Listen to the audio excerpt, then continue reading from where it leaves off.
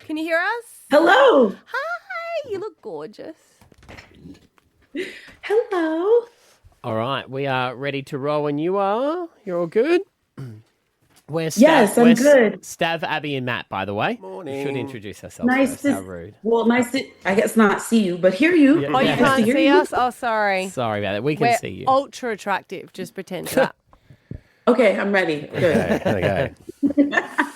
Hey, you've heard the news. Fridayz live. It is coming back. The lineup, it's mint. You know it's huge. One of the superstars who we are so excited to scream our lungs out to when she is there. Jordin Sparks, good morning.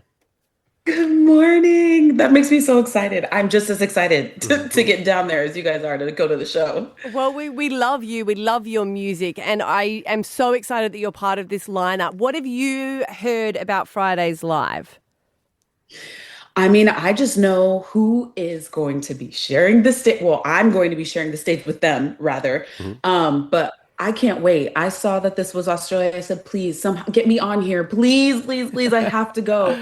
And then I saw Mariah was going to be there, and I was like, I really have to go now. I really have to go. But I think it's going to be a really good time. Australia has always held a really special place in my heart. It was one of the first places I ever toured internationally.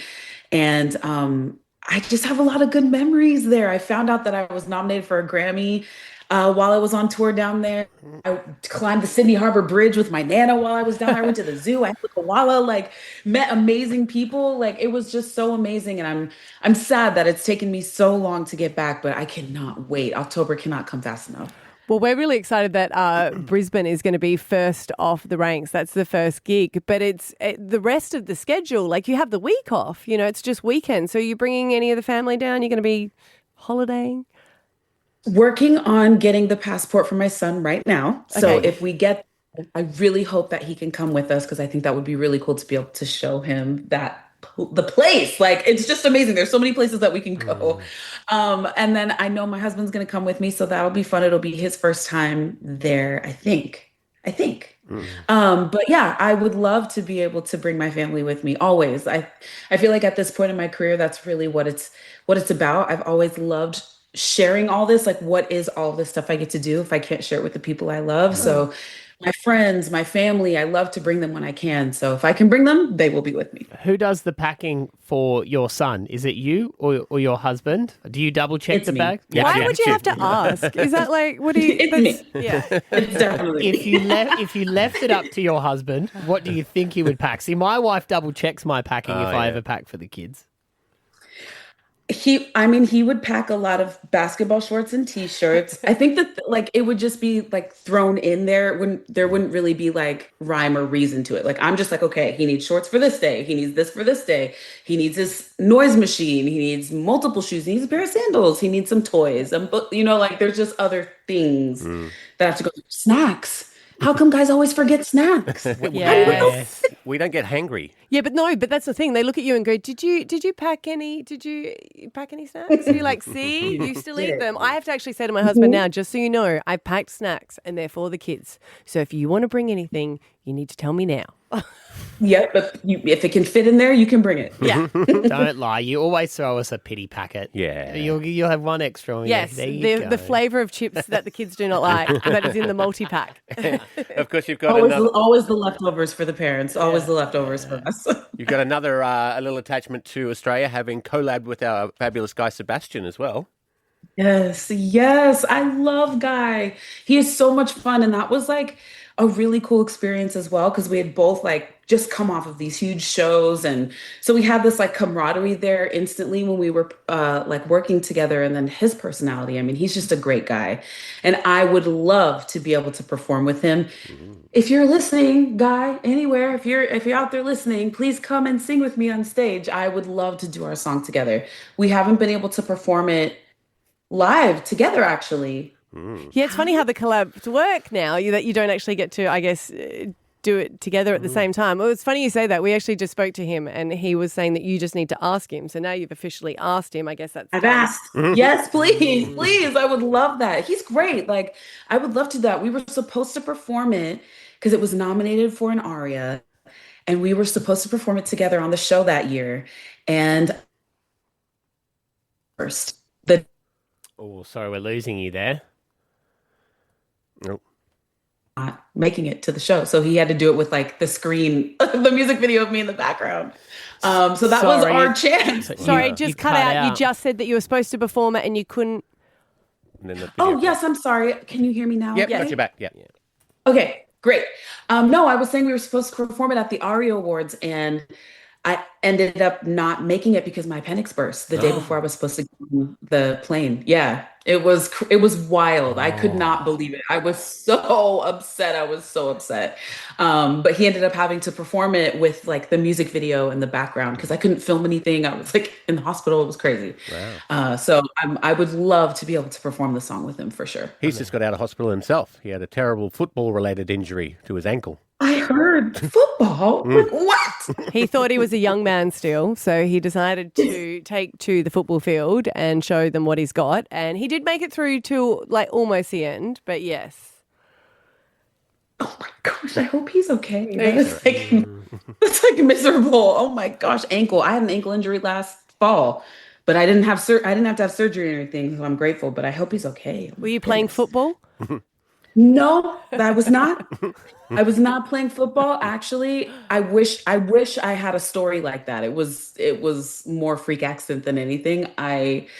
There's the trees that I have here have really, really big acorns. They're like this big. Oh, yeah. And I was going to take my son to school and I went to grab something out of my husband's car and just rolled it. Just like it got me. I literally just fell out. It was horrible.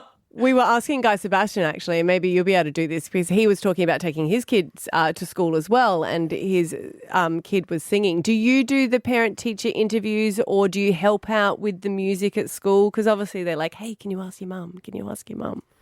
Oh, yeah. Well, I mean, they didn't really ask. They know who I am, but it's actually been really cool with this school. They like know, but they don't make it a point to like make a big deal about it, I guess. I'm totally willing. Like if they were to ask or anything like that, but the teacher, the music teacher that my son had was just absolutely incredible. Her name was Miss Hinton and she is the sweetest lady. And I just knew that they were completely covered. But I did help with DJ's rehearsals when he came home, for sure. Well, I'm getting the vibe, Like, Jordan, okay, that you let's won't listen say to no the to song. anything. Anytime we've said something to you, yeah, I'm so down for that. I will do that. Yes. Yeah, life is just a series of saying yes and no to things, right? And we have so much that we can experience and do. And I don't know, I just want to try everything, unless it's like dangerous and or something that I absolutely will not like do. But for the most part, I'm like, well, why not? Why not? It could turn out amazing. It could be super fun. It could be really cool. So I've always kind of just had that mindset. And plus, now I get to go back to Australia. I'm like, okay, what didn't I get to do before? That's what I want to do now. So I'm really looking forward to kind of like looking up different things in the different cities and seeing what I can do because I think I have a little bit of time between the 2 weekends. So I think I have a week in between the 2 weekends. So Well, you did nice say, little vacation in it. Yeah. well, if you are saying yes and you said you met the koalas before, we could get you to meet a crocodile this time. You know what? Never say never. Hey, As long as I am protected, I will definitely go look.